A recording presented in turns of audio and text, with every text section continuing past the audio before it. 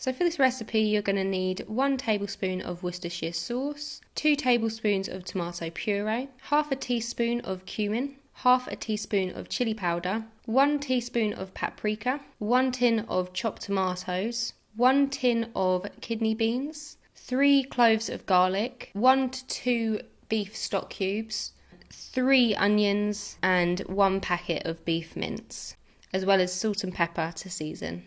So first you're going to want to add a little bit of oil to a pan. We use rapeseed oil, but put it in this bottle because we want to reuse it. Once the oil is heated up enough, just add in your minced beef. Keep stirring occasionally until it is completely browned off. Once it looks like this and is completely cooked through, just add that to your slow cooker. So now we're going to start to add all the rest of the ingredients.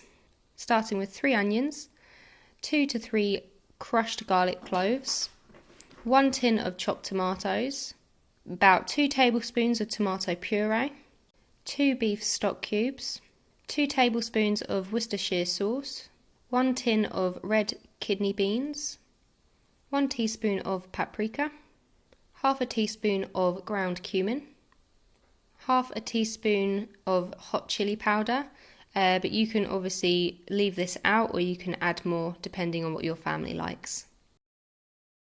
So just give it a nice mix and then we're going to add some water.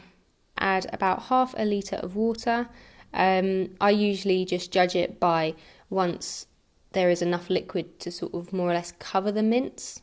So give that a good stir and then you're going to want to pop the lid on and set it on high for 5 hours.